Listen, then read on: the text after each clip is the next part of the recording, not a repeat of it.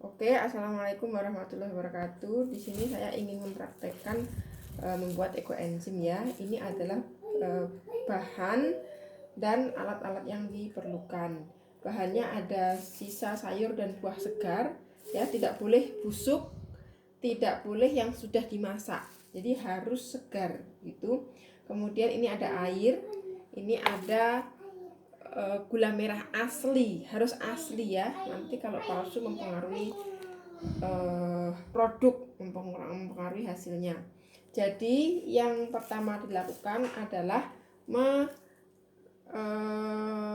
menyediakan botolnya.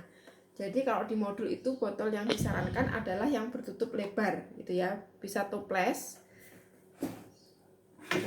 seperti ini. Toples seperti ini yang sebenarnya disarankan tutupnya lebar. Nah, tapi kan toples seperti ini kan tidak semua orang punya. Jadinya saya merekomendasikan pakai botol ini kalau tidak punya toples. Tapi kalau punya toples bertutup lebar bahan plastik, boleh digunakan yang itu untuk mempermudah. Jadi kalau botol ini hampir di setiap rumah ada begitu ya. Ini adalah 1500 ml.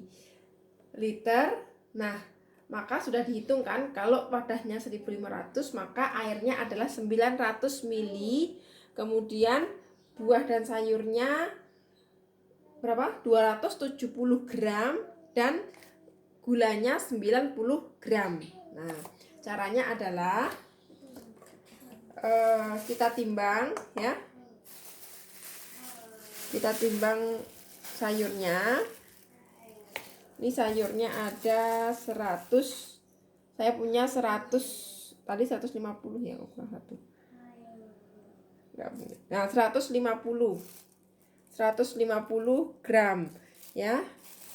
Nah, seharusnya kan 270, berarti kurang 40 kurang berapa? 120 gram. Nah, ini boleh dicicil. Ya, boleh dicicil. Besok ditambah lagi sayurnya 120 gram begitu. Nah, dicicil boleh, tapi maksimal 3 hari, jangan lewat dari 3 hari, nanti mempengaruhi hasilnya ya. Kalau ini saya cicil 150 gram dulu, udah saya potong-potong kecil.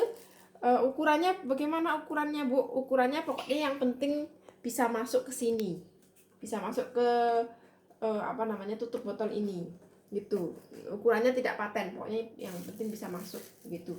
Jadi kita campur saja. Ini airnya sudah saya ukur 900 ml ya. Kita masukkan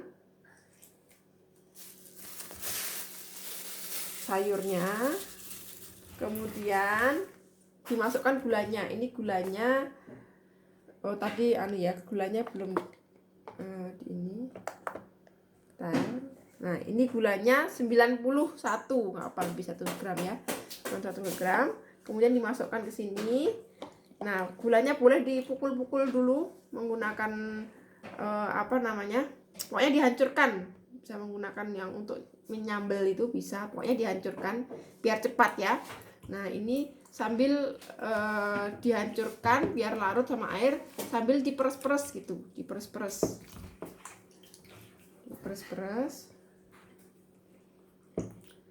Itu susah ya, ini baru dari kulkas. Diperes-peres. Udah, stop aja, nanti disambung lagi. Udah? Ya. Nah, kemudian setelah diremes-remes, tidak ada lagi gula yang padat, sudah larut ke dalam air. Kemudian dimasukkan seperti ini ya, dimasukkan. Kemudian airnya bisa dituang menggunakan corong, menggunakan corong ini.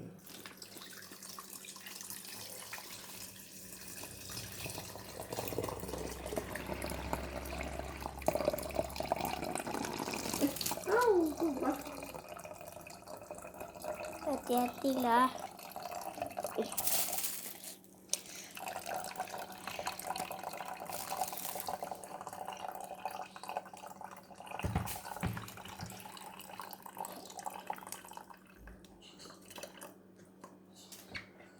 Tuang.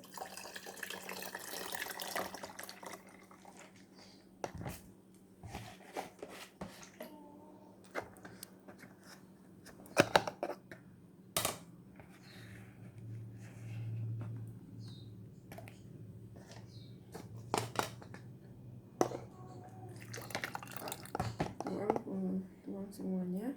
Nah, sudah. Jadi masih ada, memang kalau buah dan sayurnya itu 270 ya kan, dia tetap masih ada ruangan di botol ini. Memang begitu ukurannya, dengan tujuan agar ada udara yang apa namanya, bukan ada udara sih, biar ada ruang untuk udara hasil fermentasi gitu. Jadi tidak boleh sampai full, makanya ada ukurannya yang 6 airnya 60% daripada ukuran wadah itu ya.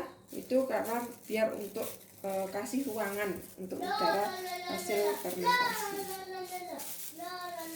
Nah, setelah itu triknya adalah dengan memberikan tutup kantong plastik ini gitu. Ini trik agar tidak meledak gitu. Kalau pakai toples yang tadi yang tutupnya lebar itu tidak perlu pakai plastik ini, langsung aja ditutup rapat gitu ya tutupnya. Kalau ini karena tutupnya sempit, jadinya harus diberikan trik seperti ini. Nampak nggak? Nampak. Nah, setelah dikasih plastik dikaretin, habis itu dilubangin sekitar 10 lubang. 1, 2, 3, 4, 5, 6, 7, 8, 9, 10 gitu ya. Dikasih lubang. Kemudian jangan ditutup rapat. Kalau tutup rapat kan kayak gini, tapi jangan ditutup, tapi jangan rapat-rapat. Nah, setengah rapat aja. Nah, gitu. Kenapa? Biar udara hasil fermentasi itu bisa keluar. Bisa keluar, jadinya tidak meledak. Tidak apa namanya? Tidak membesar gitu.